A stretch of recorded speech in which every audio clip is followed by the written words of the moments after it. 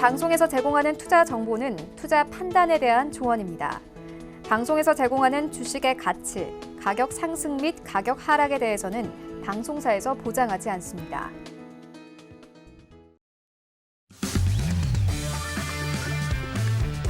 안녕하세요. 해외 선물 신세계 리턴즈의 신경민입니다. 간밤 뉴욕 증시는 상승세로 마감했습니다. 특히 경기 회복 지연에 대한 우려가 과도하다는 인식에서 시장 금리가 반등했고 다음 주 실적 발표를 앞두고 금융주 주가가 큰 폭으로 상승한 영향을 받았는데요. 바이든 대통령은 기업들의 반경제적 관행 억제를 위한 행정명령에 서명할 예정인데 여기서 농업 그리고 헬스케어, 해운 등을 포괄적으로 커버하고 임금과 이동 제한 등의 노동 관행 내용도 포함될 것이라고 전망했습니다. 또한 이제 오펙 플러스의 산유량 현상 불확실성이 이어졌음에도 경기 회복 지연 우려가 과도하다는 인식과 함께 달러화가 약세를 보이면서 WTI 유가는 전일 대비 2%대 상승했습니다. 조금 전 출발한 뉴욕 증시 3대 지수는 현재 혼조세를 보이고 있습니다. 그럼 이어서 저희 해외 선물 신세계 리턴즈 참여 방법 안내해 드립니다. 전화번호 02-3153-2611-2612번 그리고 문자는 샵 0082로 참여 신청해 주시거나 유튜브 또한 열려 있습니다. 서울경제TV 검색하시면요. 실시간 채팅에서 소통하실 수 있습니다. 저희 해외 선물 신세계 리턴즈 본격적으로 시작해 보겠습니다. 오늘의 마스터님 화면으로 만나보시죠.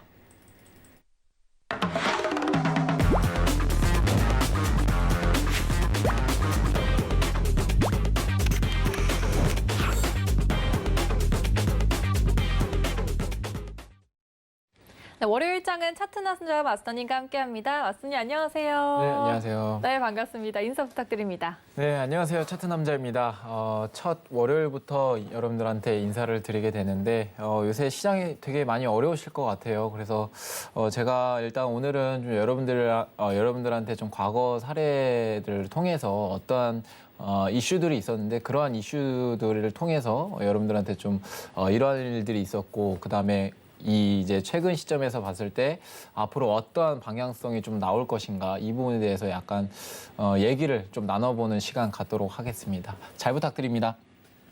네, 차트남자님께서 오늘 아주 많은 설명해 주실 예정인데요. 저희 현재 시각 지금 10시 57분 지나가고 있습니다. 먼저 오늘의 이슈부터 살펴보고 가겠습니다. 나스닥은 실속 시즌이 본격화되면서 변동성이 커지고 있습니다. 골드는 델타 변이 확산에 금리가 하락하며 금 가격이 단기적으로 상승했습니다. 오일은 미국 원유 재고량 감소에 더해 잡음이 많은 오펙 플러스 상황에서 최근 하락세를 극복했습니다. 유로 FX로 넘어갑니다. ECB 총재는 긴급 매입 프로그램 종료 후 새로운 조치 도입 가능성을 발표했습니다. 네, 나스닥부터 유로 FX까지 오늘의 이슈 짚어봤는데요. 그럼 저희 나스닥 관련 외신 한번 살펴보겠습니다. 오늘 제가 들고 온 이슈는요. Fundstrat's Tom Lee thinks bond yields likely bottom. Expects these hard-hit stocks to rally라는 외신입니다. 이제 톰 리는 금리가 바닥을 치면서 코로나19 타격 종목이 상승할 것이다라고 예상을 했는데요. 톰 리는 이제 펀드스트랙 글로벌 어드바이저스의 공동 창업자입니다. 이분은 이제 미국 국채 금리가 바닥을 친 것으로 보인다면서 금리 상승과 함께 코로나19에 타격을 입은 종목들이 같이 상승할 것이라고 전망을 했는데요. 그는 금리가 시장 전망 위로 상승할 여건이 마련됐다고 생각한다면서 이는 금리와 보조를 맞췄던 이제 에피센터 스톡스, 이제 진원주 주식들도 기본적으로 오를 것이다. 이렇게 말했습니다. 여기서 진원주 주식은 에너지, 여행 종목 등 톰리의 회사가 코로나 팬데믹으로 경제가 붕괴되면서 가장 타격을 입은 주식을 가리키는 데 사용한 용어입니다. 잠시 후에 맞선님과 더 자세한 얘기 나눠볼 텐데요. 우선 나스닥 시세부터 살펴보고 오겠습니다. 나스닥은 현재 0.160% 상승한 14,825포인트 지나가고 있습니다. 네, 맞선님과 오늘 함께 트레이딩 전략 나눠볼 텐데요. 팻말을 통해서 확인해 보겠습니다. 3, 2, 1 들어주세요. 매수 전략으로 이어가 주셨네요, 맞선님. 네, 매수 전략을 좀 말씀을 드렸고 일단 간단하게 여러분들 14,815포인트 이 포인트를 좀 중요하게 좀 집중하시면서 좀 보시면 좋을 것 같아요. 지금 현재 가격선이 14,820포인트 시점에서 지금 놀고 있는데 앞으로 이제 11시죠. 11시 됐을 때 60분봉 종가 기준으로 봤을 때 이 중심에 대한 매물대가 이제 14,815라인대예요. 그래서 이 15라인대가 지켜줬을 때는 다시금 기술적인 반등 부분이 나올 수 있거든요. 그래서 단기적인 매수 대응 구간 말씀을 드리면서 매수 자리 말씀을 드리도록 하겠습니다. 14,815 여기까지 정리를 해드리도록 할게요. 이상입니다. 네, 맞서님께서 오늘은 매수로 들어주시면서 14,815포인트 들어주셨는데요. 차트 조금 더 자세히 볼 수 있을까요? 네, 일단은 일봉부터 좀 여러분들한테 차트 보면서 좀 말씀을 드리도록 할게요. 현재 일봉상에서 봤을 때 저는 일단은 일본 기준점으로 항상 볼 때 이동평균선을 보는데요. 이동평균선을 봤을 때 현재 5일선 시점에서 이미 좀 지지를 받아줬던 가격대예요. 그래서 이 지지 구간대가 현재 14,800포인트로 만들어지거든요. 그러면 우리가 일봉에 대한 5일선이 이탈이 나오게 되면 오늘 당일성 트레이딩 전략은 매수가 아닌 매도로 좀 가져가야 되는 부분이기 때문에 상당히 좀 중요한 이동평균선이라고 보시면 되겠습니다. 그래서 이 일봉에 대한 5일선 포인트는 14,800포인트 시점으로 좀 보시면 좋을 것 같고 800포인트 시점이 이탈이 안 되고 계속 지켜주는 부분을 보여주게 된다면 오늘 또 다시 한번 신고점을 경신할 가능성이 상당히 좀 높다라고 보고 있어요. 그래서 저는 이 기준점을 상당히 좀 중요하게 보겠고 60분봉 관점에서 봤을 때 현재 매수에 대한 채널이죠. 지금 현재 60분봉 채널을 계속 보시게 되면 매수에 대한 채널이 직접적으로 계속 이탈이 되지 않고 현재 매수 채널이 이탈이 되지 않고 계속 매수에 대한 추세가 점진적으로 나오고 있는 상황입니다. 그렇게 되면 우리가 이렇게 되면 매수에 대한 추세가 좀 강하다라고 일단은 1차적으로 판단을 할 수가 있겠고 하단 지점으로 열어놓는다라고 했을 때는 우리가 최근 저점 포인트가 7월 8일과 7월 8일에 대한 저점이거든요. 그러니까 여기에 대한 저점 포인트가 14,585라인인데요. 그래서 이때 시점은 봤을 때 일봉상에 대한 5일선의 지지를 받고 기술적인 반등 포인트가 나왔습니다. 그러면 가장 중요한 건요. 지금 현재 60분봉상에서 매수에 대한 채널 하단 지점으로 좀 볼 수가 있을 것 같은데 여기 하단 지점이 지금 14,660포인트 시점이에요. 그럼 14,660포인트가 일본 기점으로 봤을 때 11선에 대한 포인트입니다. 우리가 정확히 11선에 대한 포인트를 체크를 하면은 정확한 가격대로 봤을 때는 14,680 가격대로 맞춰지거든요. 그러면 우리가 어떻게 봐야 되느냐. 60분봉 시점에서 봤을 때 14,660선이 음봉에 대한 캔들로 이탈이 나온다고 했을 때 중기적인 추세가 바뀔 가능성이 높아요. 그러니까 매수에 대한 추세를 계속적으로 만들어 주다가 하단 지점인 즉 일봉에 대한 11선이 이탈이 나오게 됐을 때는 중기적인 추세가 매도로 바뀔 수가 있다. 다만 이탈이 되지 않고 현재 시점에서 계속 물론 이제 하단 지점까지 내려올 가능성은 적다라고 판단을 하고 있지만 만약에 내려오고 난 이후에도 지지를 받아주게 된다면 저는 계속적으로 나스닥이 점진적으로 신고점을 경신할 가능성이 상당히 크다라고 보고 있어요. 그러면 오늘 단기적인 관점에서는 제가 14,815라인대를 말씀을 드렸죠. 이 구간대를 좀 말씀드리는 이유는요. 현재 횡보를 쳤었던 구간대가 있었죠. 우리가 저점 포인트, 즉 시세 발산이 나왔습니다. 양봉에 대한 시세 발산이 7월 9일 날에 이제 시세 발산이 나왔거든요. 거래량도 충분히 좀 받쳐줬었고 이 시점에서 봤을 때 발산이 나온 시점부터 해가지고 고가놀이를 했었던 이 패턴이 완성이 됐었어요. 그러면 여기서 추가적인 발산이 나온 게 이제 상당히 좀 중요한 건데 여기서는 거래량이 그렇게 크게 안 터졌습니다. 발산이 나왔을 때. 근데 이 두 번째죠. 미장 시작했을 때 발산이 한번 크게 터졌기 때문에 고가를 갱신한 거예요. 그럼 이렇게 됐을 때 다시금 조정 포인트가 내려왔을 때 지금 중요한 포인트는 어디 가격대냐. 바로 횡보를 했었던 가격대죠. 횡보를 했었던 가격대를 저점과 고가 라인대 기준으로 좀 보시게 되면 14,780부터 지금 현재 14,840, 약 한 80포인트에 대한 레인지를 두고 매물대가 형성이 된 걸 여러분들이 육안으로 확인하실 수가 있으실 것 같아요. 그래서 지금 이 기준점에서 매물대에 대한 판단이 이루어지는 가격대이기 때문에 현재 눌림이 내려온다라고 했을 때 제가 앞서 말씀드렸던 14,815 라인대 있죠. 자, 이 구간대가 이탈이 되면 저는 오늘 단기적인 매도 전략을 말씀을 드리겠고, 이 부분대가 다시금 지지를 해주고, 여러 가지 이제 역헤드앤 숄더나 뭐 쌍바닥 패턴 만들어주게 된다면, 이것이 매수에 대한 패턴이거든요. 그래서 여러 가지 매수에 대한 패턴을 형성을 해준다라고 했을 때, 매수 대응을 해볼 수 있다. 이렇게 좀 말씀을 드리도록 할게요. 그리고 추가적으로 여러분들한테 덧붙여서 말씀을 드리고 싶은 건 현재 802랑 820 라인대 기준점으로 봤을 때 현재 이 구간대의 매물대가 많이 포진되어 있는 가격대예요. 그래서 매수든지 매도든지 여러 가지 이제 물량이 지금 섞여 있는 구간대이기 때문에 지금 구간에서 횡보 또는 지지 여부를 계속 판단하려고 흔들고 있는 그런 가격대라고 판단하시면 좋겠습니다.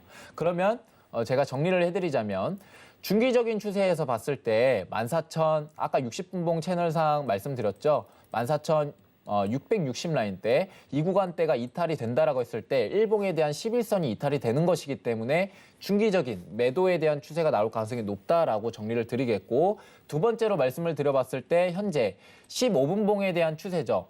14,790과 14,840에 대한 이 고가 라인대 이 사이 매물대가 14,800부터 14,820까지입니다. 그러면 단기적인 관점으로 봤을 때 이 부분 라인대가 이탈이 된다라고 했을 때 단기적인 매도에 대한 추세가 나올 가능성이 높다라고 판단을 하고 있고 60분봉 추세의 관점에서 봤을 때 14,815 라인대가 종가 기준으로 이탈이 된다라고 했을 때 저는 매도 전략 가져가시길 바라겠습니다. 그래서 여러분들 좀 어려우실 수도 있으실 것 같은데 14,815 이 중요 포인트 중심선으로 두시고 이 구간대 아래 가격대가 있다라고 하면 매도에 대한 힘이 세구나라고 간단하게 여러분들이 이해를 하시면 좋을 것 같습니다. 이상입니다. 네, 짚어주신 이제 14,815포인트를 중심선으로 두고 매도 혹은 매수 쪽으로 이렇게 가려봐도 될 것 같다고 말씀해 주셨는데요. 잘하면 나스닥 오늘 신고점도 갈 수도 있다고 말씀해 주셨네요, 마스터님. 네, 신고점을 갱신할 가능성이 아직은 일단 좀 높아요. 다만 네. 제가 이제 좀 염두를 내고 있는 게 내일 또 소비자 물가가 발표가 돼요. 그래서 오늘 안에 이제 뭔가 방향성을 보여주는 거는 좀 네.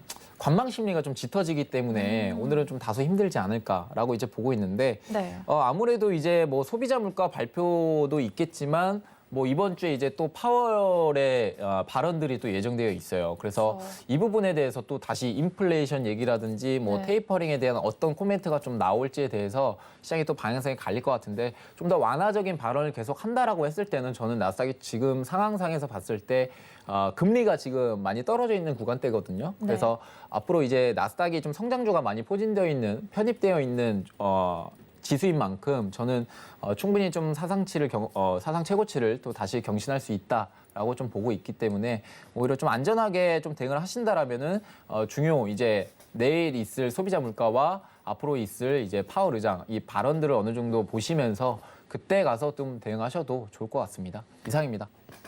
네, 또 이제 파월 의장의 발언으로 완화적인 말을 이어간다면 나스닥 상승 여지가 지속될 수 있다고 정리해 주셨는데요. 저 이제 시장 얘기를 조금 더 해볼까 합니다, 마스터님. 네, 일단은 뭐 앞서 말씀드렸다시피 현재 개인적인 관점에서 봤을 때는 사실 소비자 물가가 뭔가 이제 저는 크게 시장을 좀 우려할 만한 그런 예상치를 발표할 가능성이 일단 좀 적다라고 일단 판단을 하고 있어요. 네. 그래서 제가 일단은 좀 가장 좀 중요하게 생각하는 건 일단은 뭐 1차적으로 과연 이제 테이퍼링이라고 좀 보셔야 되겠죠. 테이퍼링이 이제 앞으로 뭐 경제가 이제 사실 성장을 하고 있으니까 미국에서 달러 푸는 속도를 좀 제한한다.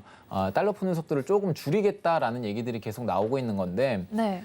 저는 일단은 이 테이퍼링 관련해서 여러분들 많이 좀 지루하실 것 같아요. 이런 얘기 계속 이제 나는 이제 테이퍼링에 대해서 얘기들 너무 많이 들었는데 네. 언제까지 테이퍼링 얘기만 하냐. 계속 이런 식으로 여러분들 그래도 생각하실 수도 계속 있을 것 같은데. 나오네요. 중요하니까요. 근데 이게 그렇죠? 상당히 중요해요, 여러분들. 네. 진짜 정말 중요한 거고 뭔가 이제 9월 달에 테이퍼링이 이제 어느 정도 논의가 되고 그다음에 12월 달에 이제 공시화가 된다라고 하면 내년 초에는 그래도 실행을 할 가능성이 높다 이렇게 보고 있거든요. 근데 제가 여러분들한테 말씀을 드리는 거는 해외 선물을 이제 보시는 분들도 많으실 거라고 생각을 하지만 지금 이 시간에 해외 선물 시장을 여러분들 시청자분들 많이 보시는 분들 한해서 주식하는 사람들도 상당히 하시는 분들도 상당히 많으실 거라고 생각을 해요.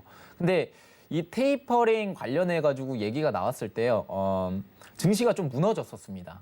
증시가 크게 무너졌었던 그런 과거 사례가 있었는데 이때에서 과연 이번에 테이퍼링을 해도 신흥국 증시라든지 뭐 우리 한국 증시, 뭐 코스피 이런 지수들이 무너질까?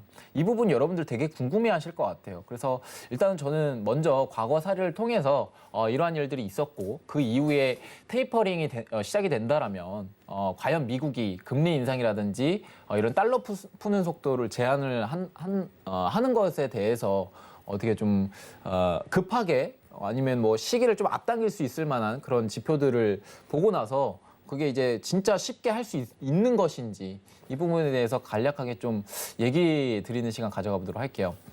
일단은 좀 관련 PPT 보면서 좀 설명을 드리도록 하겠습니다. 일단은 가장 좀 중요한 건요.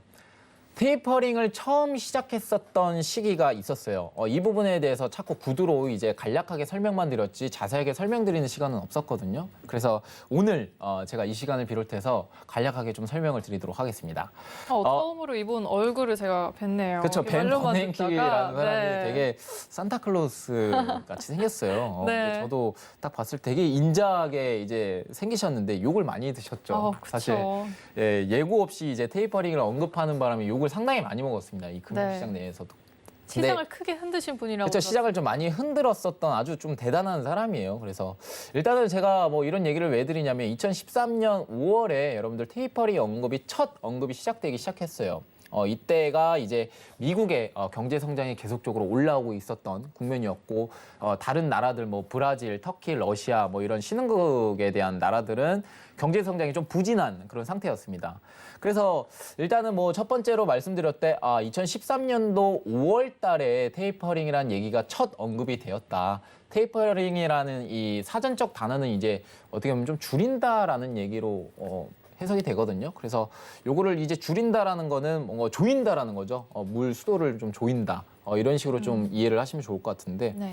돈을 풀고 있다라는 거를 좀 줄인다라는 걸로 해석을 하시면 좋을 것 같아요. 그래서 테이퍼링이라는 단어는 이런 식으로 좀 해석이 된다라고 이제 이해를 하시면 좋을 것 같고 2013년 5월에 테이퍼링을 언급을 시작하고 2013년 12월 달에 테이퍼링을 시작을 하게 돼요. 그 다음에 2015년 12월에 기준금리 인상을 하게 되고요. 그러면 이러한 얘기들이 나왔을 때 과연 이제 증시에 대한 영향은 어떻게 좀 나타났는지 일단은 국채금리부터 말씀을 드릴 수 있을 것 같아요. 자, 우리가 통상 국채금리라고 하는 거는 우리가 테이퍼링이라고 하는 거는 사실 뭐 이거부터 말씀을 드려야 될 것 같아요. 테이퍼링이라고 하는 거는 일단은 채권을 매입을 해주는 거거든요. 그러니까 정부에서 국채를 발행을 하게 되면 중앙은행에서 채권을 매입을 해주게 됩니다. 이게 시중의 유동성으로 공급이 되는 것이고요. 그러면 이 국채에 대한 발행을 하면 할수록 사실 이 채권에 대한 가격이 떨어지는 요소가 되고 금리가 올라가는 요소가 됩니다. 왜냐하면 시중에 대한 공급량이 넘치게 되니까 시장에 채권이 공급량이 넘치게 되니까 가격이 떨어지는 요소가 되고 통상 이제 채권에 대한 가격과 금리는 반비례하다 보니까 금리는 올라가는 요소가 돼요. 그러면 이것을 중앙은행이 채권을 매입을 해줌으로써 시중에 대한 공급량을 축소를 한 거거든요. 그렇게 되면 공급량이 또 다시 매입을 함으로써 공급량이 없어지게 되니까 가격이 올라가게 되고 다시 가격과 금리는 반비례함으로써 금리는 내려가는 그런 요인들이 됩니다. 그러면 테이퍼링을 하게 될 경우에는 사실 국채 금리가 올라가겠죠. 왜냐하면 채권 매입을 어떻게 보면 축소를 하는 것이 되니까 이것을 결국에는 금리가 올라가는 요소가 되고 다시 시중에 대한 채권에 대한 공급량이 좀 더 넘치게 되는 것이죠. 그러면서 가격이 떨어지는 요소인데 이게 참 신기한 게요. 2013년 5월 달에 테이퍼링 언급했다고 말씀을 드렸습니다. 근데 2013년 5월에 바로 반영을 해버려요. 아직 네. 줄이지도 않았는데. 즉 채권 매입을 줄이지도 않았는데 네. 벌써 반영을 한다라는 거죠. 이게 그래서 2013년 5월 때 2.1%에 대한 국채금리 수준이었던 게 바로 가파르게 12월 달에는요 3%를 찍고 옵니다. 그러니까 결국에는 미리 선반영을 했다라는 거죠. 13년 2월 달에는 어때요? 자, 12월 달에 테이퍼링을 시작을 한다라고 했죠. 즉 채권 매입 축소를 한다라는 거예요. 그러면 12월 달에 축소를 했는데 이때는 오히려 금리가 내려가는 그런 현상을 좀 나오게 되죠. 그러니까 사실 시장은 미리 반영을 하게 된다라는 게 이제 국채 금리를 보면서도 알 수 있을 것 같고요. 이때 또 코스피에 대한 영향을 한번 보시게 되면 2013년도 때 첫 언급이 되고 난 이후에 코스피가 8에서 거의 9% 정도 급락을 보여주게 돼요. 어마어마하네요. 어마어마하죠. 9%에 대한 급락은 상당히 큰 급락 포인트예요. 그래서 이게 여러분들이 진짜 좀 우려가 되는 것 같아요. 계속 테이퍼링 그게 뭔데 하시는 분들도 계시겠지만 테이퍼링 한다라고 했을 때 시장이 계속 우려를 하는 게 바로 이러한 급락 포인트를 보여줬기 때문에 과거에 이런 모습들을 보여줬기 때문에 시장이 계속 테이퍼링 나오는 것을 어떻게 보면 두려워한다. 이렇게 이해를 하시면 좋을 것 같아요. 그래서 코스피 그때 지수들을 보면은 5월에 언급을 한 이후에 바로 급락이 나왔다. 그러니까 결국은 테이퍼링을 시행하지는 않았음에도 불구하고 미리 시장은 선 반영을 했다라는 것이죠.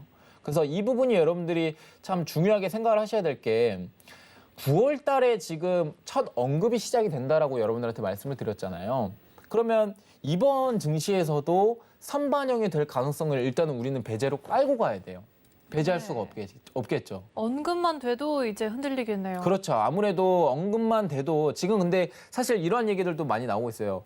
테이퍼링 얘기가 나온 지가 좀 됐거든요. 네. 근데 이게 시장에서 이미 반영이 되고 난 이미 이후에 됐다고요? 이미 됐다라고 이제 얘기들이 많이 네. 나오고 있는데 저는 아직까지는 반영이 안 됐다라고 생각을 해요. 그래서 뭐 여러 가지 이유들은 제가 또 나중에 말씀을 드리겠지만 네. 9월 달도 그렇고 뭐 12월 달도 그렇고 공식화 되면은 아무래도 이제 8월쯤 잭슨홀 미팅이 열리거든요. 각국의 이제 통화국의 이제 중앙은행들이 모여서 정책 회의를 하는 건데 아마 이때 좀 반영이 되지 않을까 간단하게 일단 좀 말씀을 드려보겠고 네. 제가 지금 이 얘기를 하면서 이미 이제 선반영이 된다라는 걸 여러분들한테 좀 말씀을 드리고 싶어요. 그래서 코스피도 5월 달에 첫 언급이 나온 이후에 급락이 나왔다.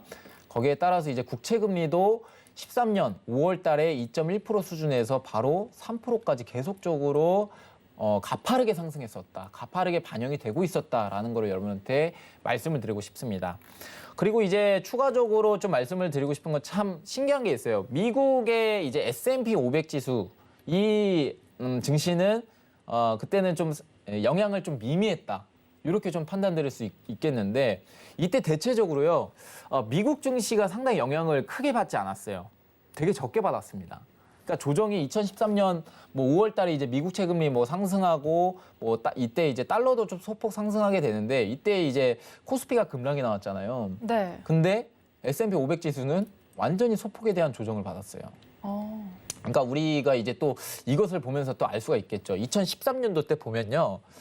이때 테이퍼링 언급이 나온 이유가 경제가 성장을 하고 있기 때문에 계속적으로 채권 매입을 해주게 되면 지금 사례랑 좀 어느 정도 비슷한 게 물가 상승이 계속 나오고 있어요.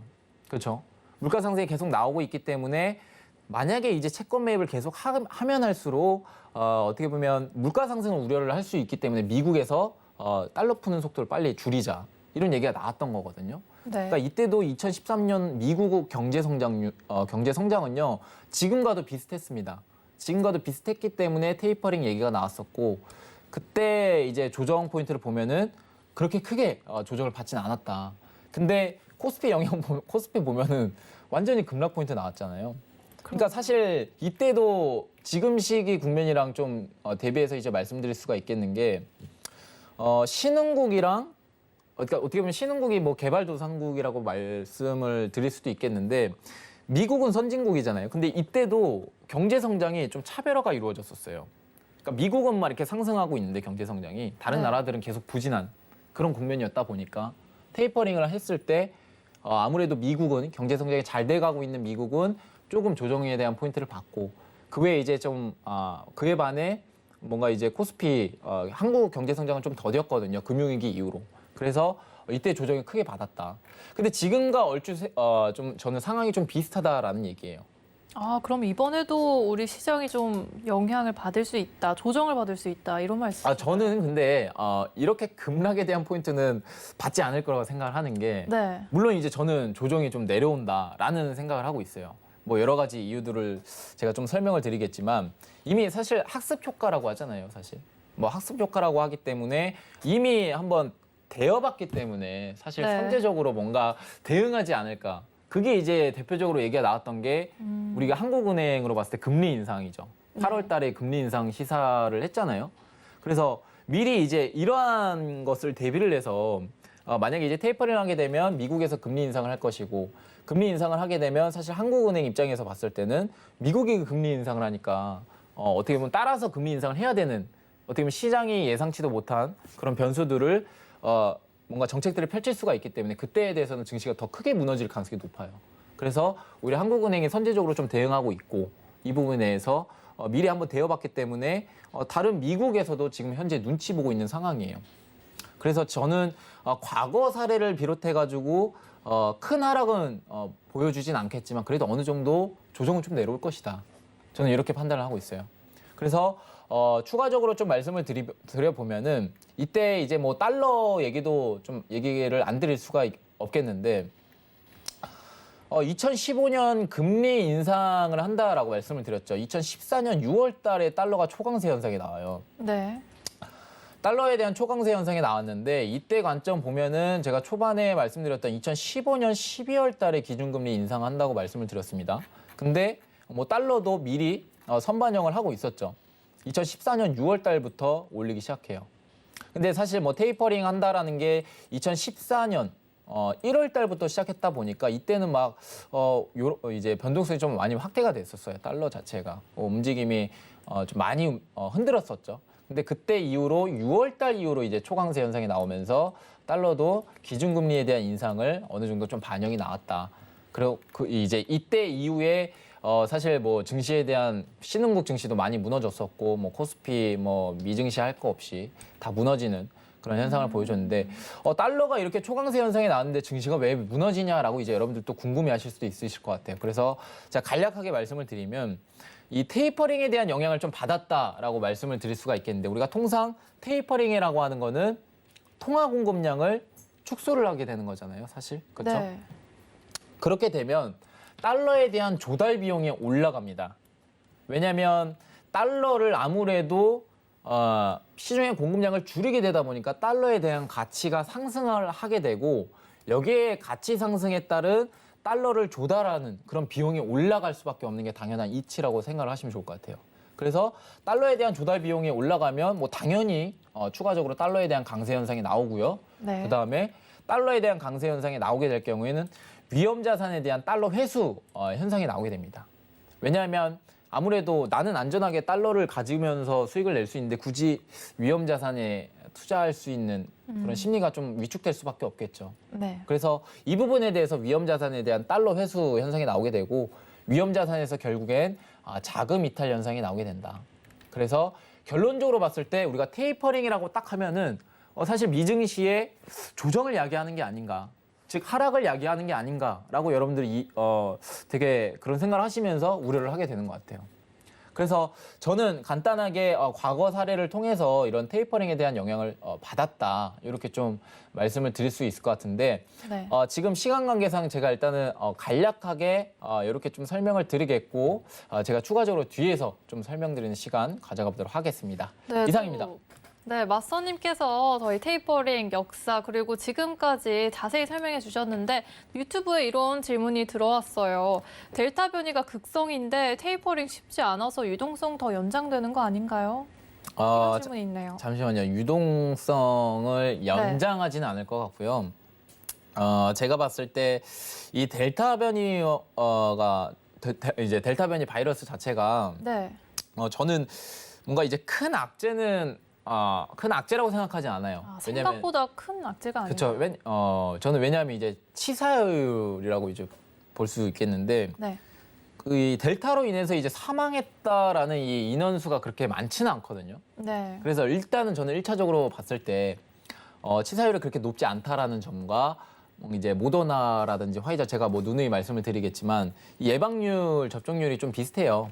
그러니까 예방률이 비슷하기 때문에 우리가 크게 악재적으로 받아들일 만한 그런 뭔가 재료는 되진 않겠지만 저는 경제 정상화 시기를 좀 늦출 수 있는 그런 소재는 좀 분명하다라고 생각을 해요. 그래서 과연 이것을 통해서 파월이 사실 어떠한 멘트를 날릴지는 모르겠지만 이것으로 인해서 뭔가 뭐 테이퍼링을 좀 더 늦춘다? 이건 아닌 것 같아요. 저는 오히려 물가 관련해 가지고 물가가 만약에 되게 진짜 이제 원자재 가격이라든지 항상 큰 조정을 보여줬을 때 그때는 이제 테이퍼링이 할 때가 아니다. 뭐 소매 판매라든지 뭐 소비자 물가 아니면 뭐 고용 이 관련해 가지고 지표가 부진했을 경우에는 오히려 테이퍼링 시기를 좀 늦출 수는 있겠지만 이제 델타 변이로 인해서 유동성이 더 연장된다? 요거는 좀 아니라고 생각을 해요. 지금은 여러 가지 변수들이 상당히 많습니다. 왜냐하면 이 테이퍼링을 안 하게 될 경우 이제 영래포 자금이라고 하는데 이것을 또 설명을 또 드리기에는 지금 시간 관계상 너무 그렇고 좀 상당히 좀 어렵다라고 생각을 해요. 그래서 네. 결론적으로 델타 변이 바이러스로 인해서 유동성 연장은 저는 좀 제한적이다라고 말씀드리고 싶습니다. 이상입니다. 네, 유튜브 질문까지 저희가 짚어보고 갔는데요. 저희 이어서 지금 오일 상황도 그럼 함께 살펴보겠습니다. 오일 관련 외신 들고 와봤습니다. 제목은요, Oil slips following two-day gain with demand outlook in focus입니다. 또 이 제목을 해석하자면 오일은 수요 전망에 초점을 맞추면서 이틀간의 상승 후 하락했다라는 뜻인데요. 여러 지역에서 이제 코로나19가 재유행하고 있는 가운데 투자자들이 수요 전망을 평가하면서 석유는 이틀간의 상승 후에 이제 하락을 했습니다. 금요일 뉴욕 증시는 2% 이상 오른 후 배럴당 74달러로 소폭 상승했는데요. 백신 보급과 주요 경제국, 특히 미국 경제 활동의 반등이 여러 소비 증가를 뒷받침하고 있죠. 그래서 전염성이 높은 이제 델타 바이러스의 확산과 오펙 플러스 동맹으로부터의 공급에 대한 불확실성을 이제 전망을 어둡게 하면서 다시 하락세를 보인 것으로 이어졌습니다. 이어서 맞선이가 더 자세한 얘기 나눠볼 텐데요. 그 전에 오일 시세부터 살펴보고 오겠습니다. 오일은 현재 1.07% 빠진 73.76포인트 지나가고 있습니다. 네, 맞선님과 함께 트레이딩 전략 팻말을 통해 확인해 보겠습니다. 준비해 주시고요. 3, 2, 1 들어주세요. 네, 오일은 관망으로 유지를 해주셨네요. 맞선님. 일단 여러분들 먼저 죄송하다라는 말씀을 드리고 싶어요. 일단 뭐 관망의 의견을 들어가지고 사실 네. 여러분들 뭐 트레이딩 하고 싶을 텐데 뭐 매수든지 매도든지 제가 팻말을 못 들어가지고 일단은 좀 사과의 말씀을 좀 드리고 싶습니다. 제가 일단은 뭐 여러분들도 이해를 충분히 하실 거라고 생각합니다. 지금 오일이 트레이딩 하는 게 사실 어렵다. 어렵기 때문에 저는 일단은 관망에 대한 의견을 들었고 내일이랑 이제 뭐 내일 모레죠. 이제 목요일 날에 이제 오펙 뭐 이제 월간 보고서도 나오고 내일은 또 IEA에서 이제 또 전망 보고서가 나와요. 그래서 이 부분에 대해서 뭐 어떠한 그 모습 이제 어떠한 뭐 발표를 할지는 잘 모르겠지만 이 부분에 대해서 일단 단기적으로 좀 영향을 받을 가능성은 높아 보여서 저는 지금은 사실 매수도 없고 매도도 없는 그런 추세라고 이제 보시면 좋을 것 같거든요. 그래서 앞으로 이제 오펙 플러스 회의가 언제 열릴지는 모르겠지만 저는 일단은 개인적으로 생각을 했을 때 매수에 대한 채널을 상당히 좀 신뢰하는 편이거든요. 그래서 60분 봉상에서도 아까 나스닥도 그렇다시피 오일도 사실 매수에 대한 추세를 계속 이어줬었어요. 그래서 상단 고점인 거의 77달러 선까지 올라왔었는데 올라왔었다가 지금은 채널상으로 봤을 때 큰 폭의 하락이죠. 사실 오펙 플러스 회의가 결렬이 되고 나서 되게 이제 큰 폭으로 하락을 보여줬지만 적어도 이제 매수에 대한 채널 하단은 지켜줬었단 말이에요. 그래서 이때까지만 해도 저는 앞으로 또 매수에 대한 포인트를 좀 가져가 볼 수 있다라고 이제 저는 생각을 하고 있었었는데 개인적으로. 근데 지금 봤을 때 또 이탈이 나왔어요. 또 나왔나요? 네, 또 이탈이 한번 나왔기 때문에 이 관점에서 봤을 때는 오히려 지금 매수 채널 보면은 다시 상단으로 들어왔다가 다시 하단으로 이탈이 나오죠. 네. 그러면요, 여러분들 추세가 없는 거예요. 일단은. 추세가 예. 없다. 중세인 관점에서도 우리가 매수로 대응하는 것 자체가 리스크가 일단 커진다라는 거예요. 그러니까 단기로 뭐 대응을 해볼 수는 있겠죠. 단기도 뭐 매도든 뭐 매수든 대응해 볼 수 있겠지만 이런 상품 종목들 관해서 이제 대응한다라는 거는 일단 1차적으로 공급에 대한 이 공급 이슈와 수요 이슈에 대한 영향을 크게 받기 때문에 이 부분에 대한 요소가 좀 확실하게 근거가 받쳐주지 않는다라면 저는 대응하지 말자 이렇게 좀 말씀을 드리고 싶어요. 그래서 저는 관망에 대한 의견을 들었고요. 현재 매수에 대한 채널이 만들어진다고 하더라도 내일 또 어떤 보고서를 또 나오고 어떠한 얘기들이 나올지 모르기 때문에 이 부분에 대해서도 사실 추세가 없다. 추세가 없고 다시금 조정 포인트를 보여줄 가능성이 높은데 제가 중요하게 생각하는 매물대는 단 하나 있었습니다. 73.30달러 선인데 지금 크게 이탈이 나오고 나서 안착 포인트를 보여주고 있는데 적어도 저는 73달러 선이 이 부근대를 어느 정도 좀 계속 지지를 해주는 모습을 보여준다면 나는 매수를 좀 대응해 볼 수 있다. 이렇게 좀 말씀을 드리겠고 웬만하면 대응하지 말라고 권유를 드리고 싶은데 굳이 나는 대응을 하고 싶다라고 하면은 73달러 선본 죄송합니다. 73달러. 저는 이 부분이 지지됐을 때 충분히 매수 대응해 볼 수 있다. 이렇게 좀 정리를 드리도록 할게요. 이상입니다. 네, 현재로 봤을 때는 지금 추세가 없기 때문에 관망 들어주셨는데요. 조금 이렇게 힌트를 드리자면 73달러에서 자리값을 주셨고 이 기준으로 매수를 할 수는 있다라고 정리를 해주셨습니다. 네, 그럼 저희 이어서 차트로 조금 넘어갈까요? 아니면 시장 얘기해 주시겠어요, 왓슨님? 시장 상황 좀 말씀을 좀 드리고 싶은데요. 네. 제가 이제 앞서 말씀드렸던 테이퍼링 관련해서 말씀을 드렸죠. 근데 이 유가가요, 여러분들 지금 상승하는 게요, 저는 좀 위험할 수 있다라고 이제 생각을 보고 있어요. 그러니까 사실 뭐 여러 가지 이제 목재라든지 뭐 철강석이라든지 지금 뭐 중국의 이제 규제로 인해서 이 원자재가 좀 어느 정도 조정이 나오고 있는 상황이거든요. 네. 그러면 지금 사실 파월 의장이 얘기하는 게 일시적인 물가다 계속 이렇게 멘트를 던지는 이유가 뭐 사실 이러한 이유들도 있겠지만 뭐 생산에 대한 쇼티지죠. 결국 이러한 부족 현상으로 인해서 일시적인 물가에 대한 요인도 있겠지만 저는 오히려 좀 테이퍼링 시기를 좀 늦추려고 하고 금리 인상을 좀 늦추려 하는 그런 스탠스를 보이기 위해서 계속 일시적인 물가라는 거를 계속 일축을 하는 게 아닌가. 저는 그렇게 생각을 해요. 그래서 사실 파월 의장이 지금 막 조롱도 받고 있다라고 해요. 계속 뭐 네. 일시적인 파월이다 뭐 이러면서 계속 이제 조롱도 받고 있는데 사실 이러한 조롱을 받으면서도 저는 이제 파월 의장이 중앙은행이 결국에는 지금 되게 어려운 길에 서 있다라고 이제 좀 말씀을 드리겠는데 유가에 관련해서 이제 간단하게 좀 말씀을 드리면 지금 유가 자체가 어떻게 보면 하드 캐리하고 있다? 인플레이션 관련해가지고 이렇게 좀 말씀을 드릴 수가 있겠는데 일단은 2008년 금융위기 때 유가 보면요. 140달러까지 올라와요. 140달러까지 올라오고 나서 급락이 세게 나오죠. 근데 이때 2008년 금융위기 이후로 유가가 이제 상승했다가 계속 떨어지고 그 다음에 2014년도, 12년도 어느 정도 회복하는 국면에서 테이퍼링 금리 인상 하자마자 또 오일이 급락이 나오거든요. 근데 사실 오일은 간단하게 좀 보시면 좋을 것 같아요. 오일이 상승하는데 뭐 이유들이 있지 않겠습니까? 아무래도 이제 뭐 상품 관련해서 상품 관련이다 보니까 결국 공급 이슈와 수요 이슈에 대해 영향을 크게 받겠는데 이러한 수요적인 측면이 좀 늘어나게 된다라면 사실 뭐 오일이 계속적으로 상승할 수 있는 그런 분위기를 형성을 해줄 텐데 저는 이제 좀 수요적인 측면 자체가 저는 더딜 것으로 일단은 좀 생각을 해요. 갑자기 저는 이제 이러한 이유들을 좀 말씀을 드리고 싶은데 오히려 여러분들 계속적으로 상승하는 국면 자체가 이게 좋은 현상이 아닙니다. 좋은 현상이 아니고 오일이 상승하는데 좋은 현상이라고 하는 거는 성장이 뒤받쳐줘야 됩니다. 뒤에 이제 받쳐줌으로써 오일이 상승하는 거는 안전한 상승이라고 볼 수 있겠는데 요 근래 이제 오일에 대한 역사를 보게 되면 오일이 진짜 가파르게 상승했었던 이러한 현상들을 보면은 그때 경제 성장이 그렇게 뭔가 버블이다. 뭔가 이런 얘기들이 상당히 많았었거든요. 유가 이제 과거 사례 움직임을 보게 되면.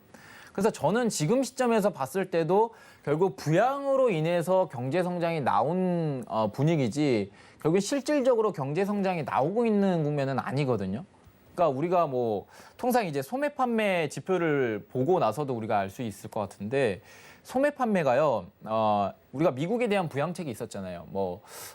초반에 이제 한 600달러 지급안이 결정이 되고 그 이후로 이제 2차적으로 뭐 3차 해가지고 1,400달러까지 이제 부양안이 지급이 됐습니다.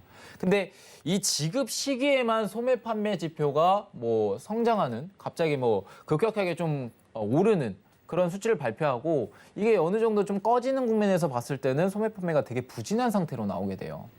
그럼 우리가 결과론적으로 봤을 때 지금에 대한 지표들이 미국의 경제 지표들이 과연 우리가 진짜 원하는 경제 성장으로 지금 가고 있는가에 대해서 여러분들 의문점을 좀 가지실 필요가 있을 것 같아요. 그래서 저는 이제 가장 중요한 건 뭐 7월 달과 8월 달, 뭐 9월 달까지 해가지고 고용 지표를 좀 더 정확하게 봐야 되겠지만 지금 테이퍼링 얘기들이 나오고 있잖아요. 근데 저는 이러한 테이퍼링 시기 자체가 아직은 조금 이른 감이 없지 않나.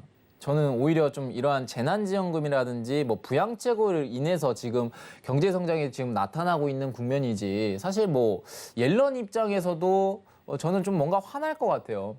부양책을 하고 나서 경제를 막 끌고 오기 위해서 계속 노력을 했는데 부단한 노력을 했는데 정부에서도 그렇고 뭐 중앙은행에서도 그랬는데 사실 지금 사람들이 재난지원금 받고 있고 고용은 회복되지 않고 소비가 그렇게 막 서프라이즈하게 막 오르는 추세도 아니다 보니까 사실 뭐 미국 입장에서도 되게 답답한 거죠. 테이퍼링을 해야 되는 시기인데 지금 관점에서 경제 성장이 제대로 나타나고 있지 않다 보니까. 그리고 미국채 금리 보게 되면요. 현재 미국채 10년물 장기 금리 보게 되면 지금 뭐 한 1.32%까지 내려왔더라고요. 그래서 저는 어떻게 보면 이 경제 성장을 좀 반영하는 기대치가 이것밖에 안 되나? 라고 이제 저는 생각을 하는 거죠. 그래서 최근 이제 국채에 대한 수요도 올라갔다. 국채에 대한 수요도 올라가고 지금 현재 골드도 계속 반등이 나오고 있단 말이에요. 그러니까 우리가 이제 통상 세 가지 이유를 좀 봤을 때 달러에 대한 수요도 오르고 국채에 대한 수요도 오르고 뭐 이제 앞서 말씀드렸던 골드에 대한 수요도 지금 오르는 국면이다 보면은 사실 미국채 미국 입장에서 경제 성장이 지금 제대로 나타나고 있는 건가? 요걸 좀 생각을 해보게 돼요. 그래서 지금 오일이 상승하는 것 자체가 과연 경제 성장이 받쳐주면서 올라가고 있는가? 아니면 경제 성장이 더디고 있는 국면에서 오일만 이렇게 상승하는 게 아닌가? 요걸 여러분들이 한번 생각을 해보시면 좋을 것 같아요. 그래서 우리가 과거 사례 보면은 뭐 금융위기라든지 뭐 테이퍼링 2013년도 때 금리 인상 시기를 보게 되면 오일이 뭐 이제 뭐 과열이 계속 일어났었어요. 그래서 항상 급락 포인트를 보여주게 되거든요. 그래서 오일 차트를 한번 보게 되면요. 지금 현재 77달러 선까지 많이 올라왔잖아요. 일봉상에 봤을 때 거의 가파른 상승세입니다. 그죠? 그럼 저는 어떻게 보면 이 급락 포인트도 한번 보여줄 가능성이 높다라는 생각을 가지고 있다라는 거예요. 그래서 여러분들 한번 생각을 해보시면 좋을 것 같아요. 지금 오일이 계속 상승하는 국면 자체가 과연 이게 진짜에 대한 상승인가? 수요 회복으로 인해서 뭐 보복 소비로 인해서 뭐 이러한 가솔린 수요 증가로 인해서 이러한 상승 국면은 지금 뭐 이미 반영이 됐다라고 이제 하고 있지만 저는 한 번쯤은 뭐 물론 이제 제가 말씀을 드리고 싶은 건 오일이 지금 급락을 야기한다라는 게 아니에요. 다만 우리가 한 뭐 포트폴리오나 한 뭐 이제 경우의 수를 더 봤을 때 이런 것도 한번 생각을 해보셔야 된다라고 여러분한테 말씀을 드리고 싶어요. 그래서 물론 이제 오펙 플러스 회의에 대해서 어떠한 내용들이 나올지 모르겠지만 이러한 이제 경제 성장을 뒷받쳐주고 있지 않고 있음에 지금 오일이 상승한다라는 건 한번 의심해 볼 필요가 있다. 그래서 이렇게 좀 정리를 드리고 싶습니다. 그래서 결과론적으로 봤을 때 오일은 물론 이제 단기적인 상승에 나올 가능성이 높지만 지금은 현재 매수든지 매도든지 이런 추세 변곡 자리가 많이 일어나는 자리들이기 때문에 어느 정도 관망에 대한 의견을 말씀드리면서 정리해 드리도록 하겠습니다. 이상입니다. 네, 일단 지금 유가가 조금씩 오일이 지금 하락은 하고 있지만 다시 또 어떤 국면으로 돌아설지 모른다 이렇게 정리를 해주셨는데요. 혹시 추가적으로도 이어서 해주실 말씀 있으신가요? 오일은 뭐 당분간 좀 움직임을 좀 지켜보면서 여러분들 그냥 편안하게 대응하시는 게 어떤가라고 이제 말씀을 드리고 싶습니다. 이상입니다. 네, 그럼 이제 오일 설명에 이어서 골드로 이어가 보겠습니다. 골드 관련 외신 또 함께 살펴볼 텐데요. 네, Gold rises slightly, U.S. inflation, Fed chair testimony in focus라는 제목입니다. 금값이 소폭 상승했다로 시작하는 제목인데 미국 인플레이션 연준 의장 증언 발언에 주목을 하고 있다라는 뜻입니다. 이제 금값이 월요일 날 코로나19에 대한 지속적인 우려로 조금씩 상승했는데요. 투자자들은 이번 주까지로 예정된 미국의 인플레이션 데이터와 제롬 파월 연준 이사회 의장의 증언을 기다리고 있습니다. 시장은 FOMC 긴축에 대한 단서를 얻기 위해서 화요일에 소비자 물가지수 자료와 수요일과 목요일에 이어지는 파월 의장의 출석을 이제 예의주시할 예정인데요. 자료 부족과 고용난이 미국의 이제 코로나19로부터 경기 회복을 지연시키고 있는 상황입니다. 그래서 인플레이션을 일시적으로 몰아붙였다. It has driven a transitory bout of inflation라는 내용이 있는데요. 이제 미국 연준이 앞으로 어떤 발언을 이어나갈지 주목해봐야 한다는 기사였습니다. 잠시 후에 마스터님과 더 자세한 얘기 이어나가겠습니다. 일단 시세부터 확인해보고 오겠습니다. 골드는 현재 0.16% 빠진 1807.7포인트 지나가고 있습니다. 네, 어떤 트레이딩 전략 갖고 가야 할지 마스터님과 함께 팻말 통해서 확인해 보겠습니다. 준비해 주시고요. 3, 2, 1 들어주세요. 죄송합니다. 네. 매수 전략으로 급하게 변경을 해주셨어요. 저 관망이 매수인 줄 알고 네. 실수로 들었습니다, 여러분들. 의도된 건 줄 알았는데. 아니요, 의도된 게 아니에요. 예. 네, 일단 매수로 유지 전략을 해주셨는데요. 네, 매수 의견을 좀 말씀을 드리겠고, 저는 일단은 7월 달까지만 매수 의견을 좀 말씀을 드리겠고, 지금 저는 이제 개인적으로 이제 기술적 분석 통해서 이제 미리 좀 말씀을 드려보면, 저는 이제 21선 기준이 좀 상당히 중요했다라고 이제 판단이 되거든요. 근데 지금 21선에 대한 안착이 나오고 있어요. 그래서 저는 이제 21선 기준점에서 봤을 때는 그때는 매도 유지를 좀 말씀을 드렸고, 아마 수익 실현 보신 분들도 계실 거라고 생각을 해요. 그래서 이 부근대에서 이제 조정이 좀 많이 내려왔다가 현재 이제 21선과 캔들이 만나면서 상단으로 안착 포인트가 나왔거든요. 그러니까 우리가 21선이라고 하는 건 심리선이에요. 심리선. 심리선이 만약에 상단 안착 나온다라고 했을 때 우리가 이제 중기 추세 자체가 매수 추세로 좀 바뀌었다. 이렇게 이제 판단드릴 수 있겠는데, 지금 아무래도 레인지 폭이 좀 큽니다. 이제 1740달러 선부터 해가지고 1820달러 선, 이 부근대까지 지금 상단에 대한 레인지가 형성이 되고 있는데, 일단은 일봉상에서 봤을 때 21선 안착 포인트 나왔고, 우리가 수요 이제 기본적인 시황들을 보게 되면 지금 일단 차트부터 말씀을 드리도록 할게요. 1분봉에서 강한 V자 반등이 나왔습니다. 그리고 60분봉 추세상에서 봤을 때 이 박스에 대한 매집건이 이탈이 나왔거든요. 그러니까 이탈이 나오고 나서 지금 현재 지지를 받아주고 있는 국면이기 때문에 매수에 대한 추세가 좀 더 유리하다. 이렇게 좀 말씀을 드릴 수 있을 것 같아요. 그래서 기술적인 부분에서 봤을 때 일봉상 21선으로 상승으로 이탈이 나왔고, 현재 매집으로 이루어졌던 구간에서 저점 이탈형, 즉 트랩에 대한 모습이 나오고 나서 다시금 거래량 빵 터지면서 추세 상승이 나왔습니다. 그러면 우리가 기술적으로 봤을 때 중심선에 대한 매수 포인트를 좀 잡으시는 게 중요할 것 같아요. 그래서 중심선 매수 포인트는 아무래도 매물대선 1780달러 선과 이 1770달러 선, 이 부분에서 저는 매수 전략 말씀을 드리겠거든요. 그래서 이 포인트 중심선으로 좀 잡고 중수인 관점에서 가져가시길 바라겠습니다. 그리고 이제 좀 기본적인 분석에서 여러분들한테 말씀을 드리면, 현재 달러 수요도 증가하고 있고요. 앞서 이제 말씀드렸죠. 그다음에 국채에 대한 수요도 늘어나고 있고, 거기에 따른 골드도 21선으로 상단 안착 포인트가 나왔겠다. 그러면 이것을 무슨 얘기로 좀 뜻하냐면, 사실 금리 인상은 멀잖아요.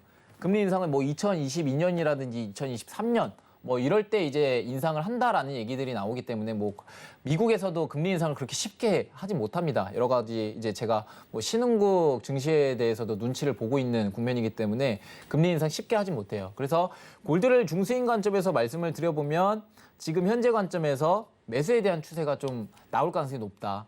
제가 앞서 말씀드렸던 달러 수요 증가하고 여기에 대한 국채 수요. 근데 이들의 공통점은 사실 안전자산이라는 거거든요. 네. 그래서 시장에 대한 분위기가 지금은 위험자산에 대한 포트폴리오보다 안전자산에 대한 중심으로 좀 흘러가고 있는 분위기인 것 같아요. 그래서 단기적인과 뭐 중단기 시점에서 봤을 때는 매수에 대한 추세가 좀 더 유리하다라고 말씀을 드리겠고, 지금 이제 앞서 제가 말씀을 못 드렸던 내용들이 있는데, 미국은 지금 현재 재무부에서 돈이 없어요. 그래서 간단하게 이제 좀 PPT를 보면서 요것을 좀 설명을 드릴 건데, 미국 재무부에서 돈도 없고 지금 현재 미국의 부채 한도는요, 지금 22조인데 현재 부채는 28조입니다. 28조고 현재 이 국면에서 봤을 때는 골드가 상승할 수 있는 분위기가 좀 더 크게 만들어지는 거거든요. 근데 오늘은요, 여러분들 시간 관계상 제가 말씀을 좀 드리는 데 있어서는 좀 제한적이고, 노란톡, 차트 남자 노란톡 들어오시면 제가 이 부분에 대해서 골드 트레이딩 전략 자세하게 말씀드리는 시간 가져가 보도록 하겠습니다. 이상입니다. 네, 1770포인트에서 1780포인트 매수 자리값 짚어주셨는데요. 더 자세한 내용은 여러분 노란톡 통해서 확인하실 수 있습니다. 샵 0082로 차트남자라고 보내주시면요, 노란톡 링크 바로 보내드리고 있습니다. 참고로 본 방송에서 제공한 정보는 투자 판단에 대한 조언일 뿐 해당 상품의 가치와 수익률을 보장하지는 않습니다. 서울경제TV는 자본시장 통합법을 준수하고 있습니다. 1:1 투자 상담, 유사 순행위 등 모든 불법 사항들을 엄중히 금지합니다. 오늘 저희가 준비한 내용은 여기까지고요. 내일 밤 11시에 또 돌아오도록 하겠습니다. 함께해 주신 여러분 고맙습니다.